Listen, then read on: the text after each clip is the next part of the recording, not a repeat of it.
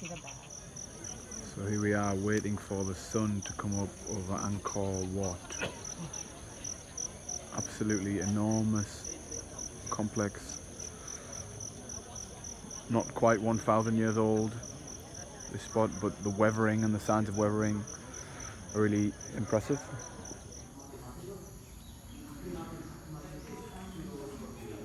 This is the thing I most wanted to find. The churning of the ocean of milk.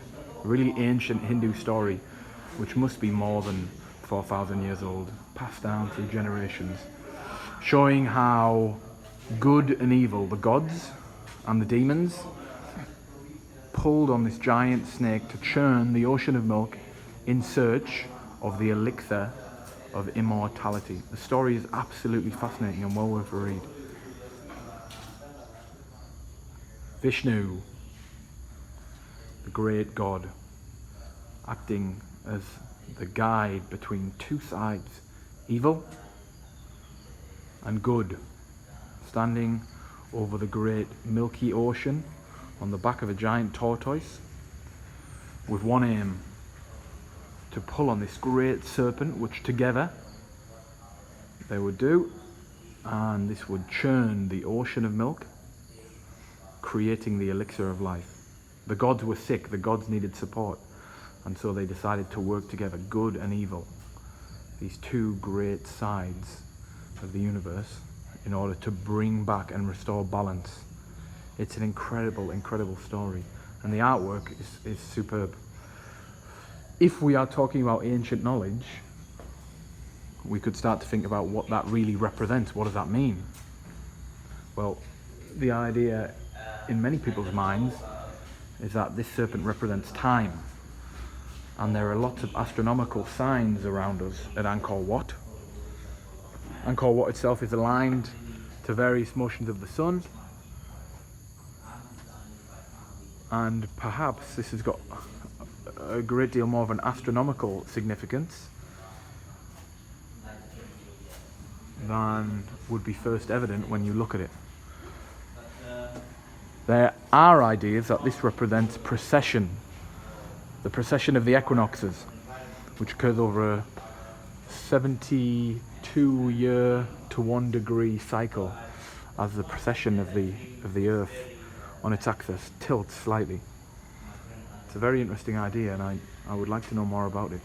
But this is an incredible, incredible piece of human history, and worth anybody's time to come and visit it. Extraordinary. To think that this is more than 800 years old as well. Sandstone carvings which have lasted this amount of time. Just smack bang in the middle of the jungle, in the middle of the forest, lost for centuries, and now available for us to appreciate again, and hopefully take some significance from it. Try and attach some value to it and recognize its importance to the telling of the human story. This may be less than 1,000 years old, but the ideas behind it are much older and much deeper. And many of the lines in the ground, the building which we are standing in, could well be much older still. There are human secrets here, for sure.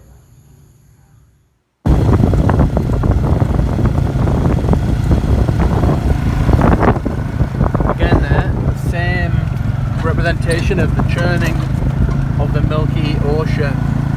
You see the same idea everywhere across Angkor. There is a reason for it, because it's very significant. It's representation of the balance of good and evil, the passage of time, and what that means for people who developed a civilization over thousands of years. So, we are on the hunt for the ancient origins of Saigon, and here we are, we found them. These are the ancient origins of Saigon. This is the center of a great big kingdom and empire with a vast history and tradition retold in stonework all around us. Incredible, incredible stonework.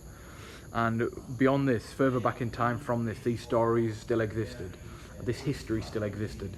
And Saigon was intimately connected to this long, vast trading kingdom and empire and culture, to which the southern part of Vietnam would have just been one outpost.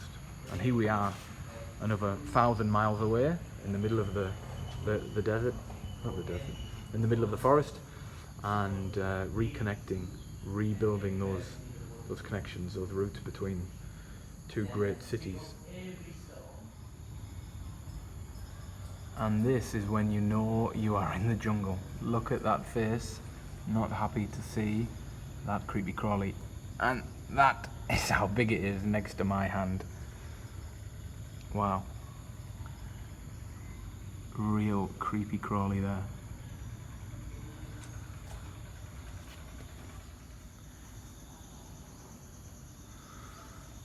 Another great story and another great piece of artwork. Huge relief carving, the bottom half of which shows the hells, the different hell stories from Hindu tradition, and the top half shows the heaven stories. 32 hells and 37 heavens, I believe, and the procession of people across those different stories, again representing ideas about human life and the passage of time, balance between good and evil, the fight, the conflict between good and evil. Really, really detailed, and with many, many hidden meanings.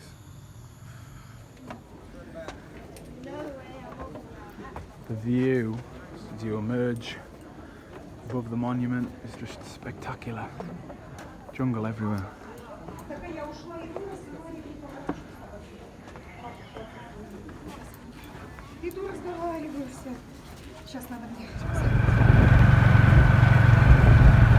So what we've got here is a city of 1 million people, which even 1,000 years ago, even less than 1,000 years ago, is well beyond the scale of anything like London, which would have been measured in the tens of thousands rather than the hundreds of thousands. So all of these small towns and settlements and cultures, which then build up together to create this wider culture, which then becomes the Khmer Kingdom, were truly well developed and truly well established to be able to provide enough people to make a workable city of such scale. 1 million people, 1 million, all around us.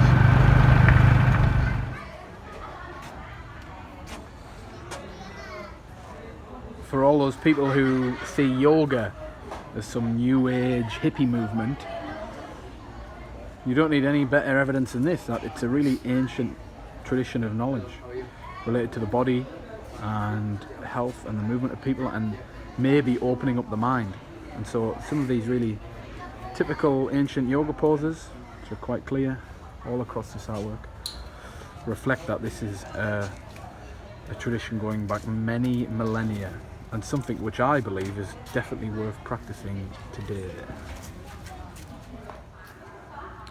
So no matter where you go in the world, when you look at ancient monuments, there is often a connection between the sky and the earth, the stars and the ground. And obviously the obvious link here is the points towards the sky, but we've got many others as well. Particularly relief carvings such as this,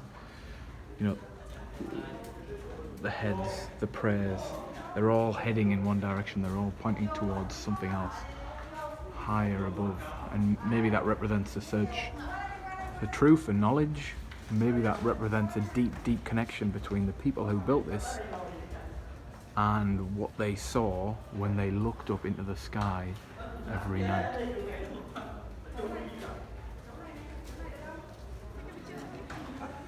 And that is the final peak of what's been a magnificent building and a magnificent climb.